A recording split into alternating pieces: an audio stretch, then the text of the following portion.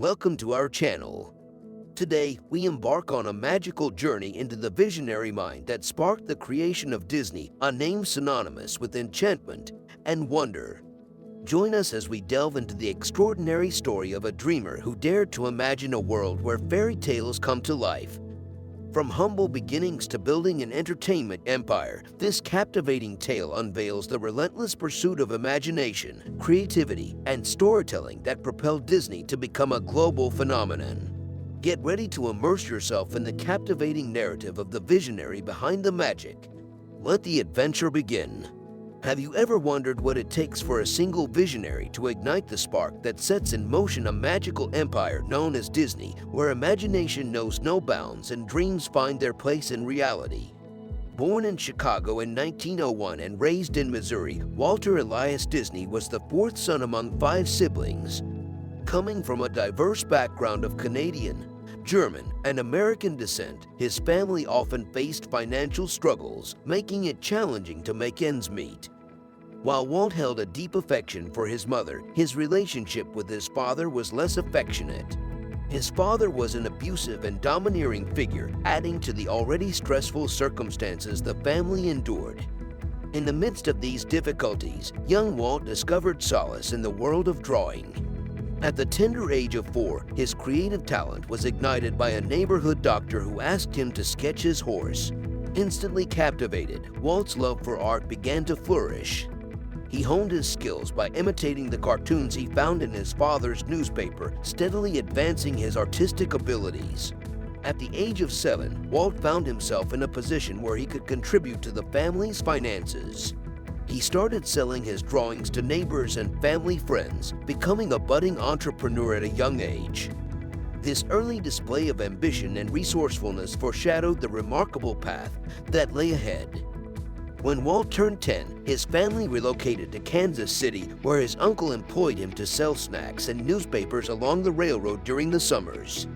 This experience immersed him in the world of trains, an adoration that would later find its way into the theme parks he would create. Throughout the year, Walt would wake up at 4:30 every morning alongside his brother Roy to deliver newspapers before school. They would embark on another paper route after school as well. The demanding nature of the job took a toll on Walt, often causing him to fall asleep in class. However, his unwavering determination to support his family kept him going, and he persevered with his paper route for over 6 years. In high school, Walt Disney continued to develop his artistic skills and regularly drew patriotic pictures about World War I for the school newspaper. But amidst the tense situation at home, where his older brothers escaped their abusive father one by one, Walt contemplated following suit. At the age of 16, he dropped out of high school and attempted to join the army in their fight against the Germans. Would this be his chance to escape his troubled home life and find a new purpose? Unfortunately, being under the minimum age requirement of 17, he was rejected. Undeterred, Walt decided to try again. He forged a birth certificate, lied about his age, and enlisted for the Red Cross. This time, he was accepted and shipped off to France, where he spent a year driving an ambulance. Would his experiences during the war shape his future endeavors?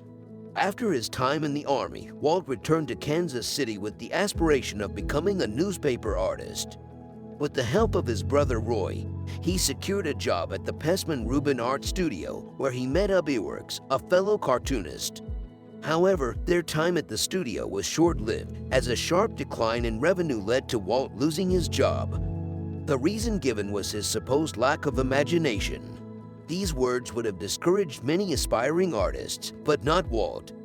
With unwavering optimism and the support of his friend Ub, Walt opened his first business, Iwerks Disney Commercial Artists. Unfortunately, the venture failed to attract enough customers and collapsed after only a month. Disheartened but far from ready to give up, Walt knew that believing in himself alone wouldn't be enough. He needed the financial means to fund his aspirations. So, he took a job at the Kansas City Film Ad Company, producing short films using cutout animation. Simultaneously, he experimented with a different animation technique using a borrowed camera and book. Driven to set off on his own path, Walt decided it was time to turn his dreams into reality. He left the agency and, together with his brother Roy, launched Laugh-O-Gram Studio in 1920. Working tirelessly, Walt, Up, and a handful of animators produced short cartoons, modernizing fairy tales and captivating 7-minute animations.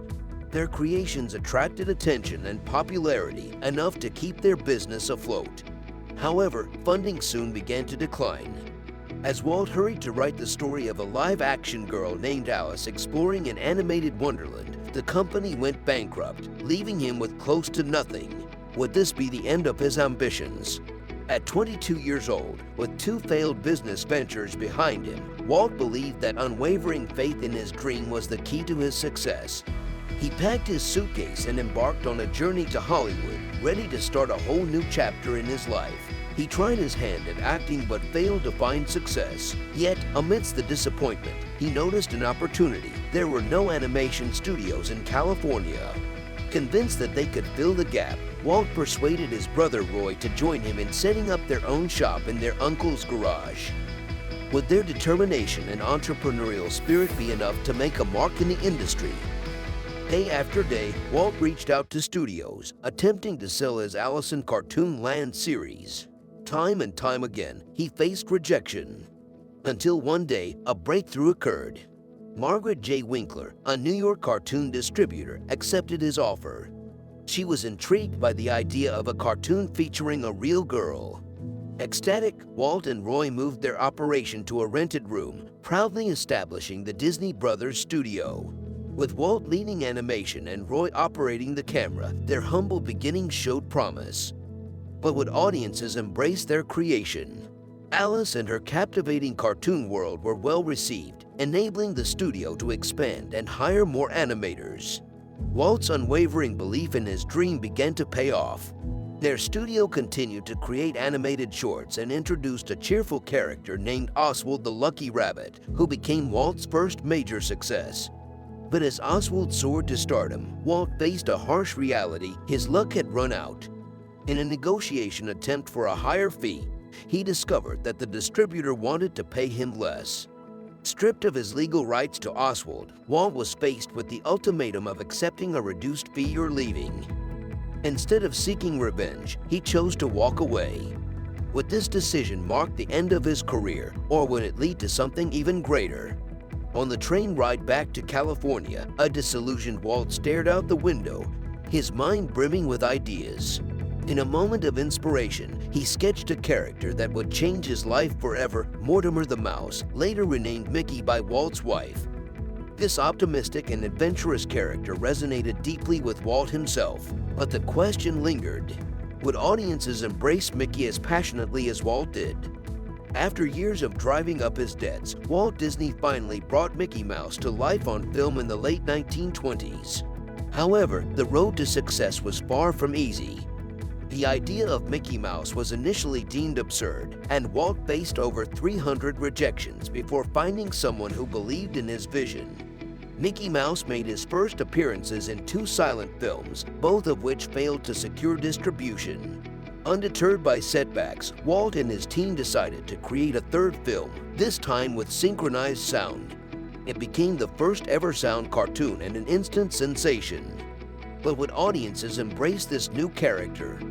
Reviews of the film were overwhelmingly positive, and plans for Mickey Mouse merchandise began to flourish.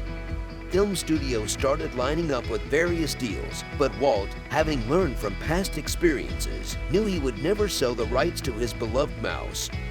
Instead, he formed Disney Studios with his team and produced a series of successful sound cartoons that captivated audiences nationwide. Yet, even with the success of Mickey Mouse, Walt faced challenges in keeping his business afloat. He was overworked and eventually suffered a nervous breakdown. However, after taking time off with his wife to recover, he returned with a bold new idea.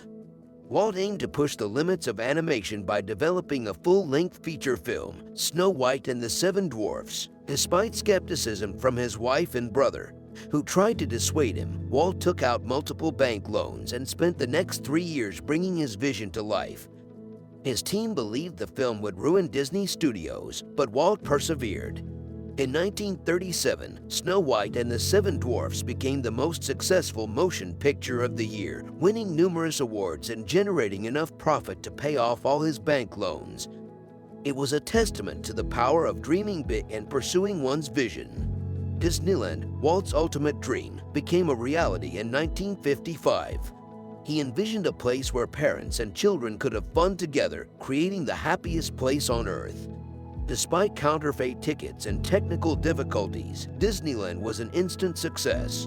Walt's commitment to creating a magical and joyful environment paid off, and he had finally made his wildest dreams come true. Over the years, Walt diversified his business ventures, expanding into television with shows like The Mickey Mouse Club and Davy Crockett. He understood the importance of adapting and embracing new opportunities. In his own words, "I think as much animated cartoon as I've ever done. The only thing is I diversified." By harnessing the power of television and exploring different avenues, Walt continued to transform the entertainment industry and delight people of all ages with his extraordinary vision. In 1961, Walt founded the California Institute of the Arts, realizing another lifelong dream. The art school was created to nurture future generations of creative talent.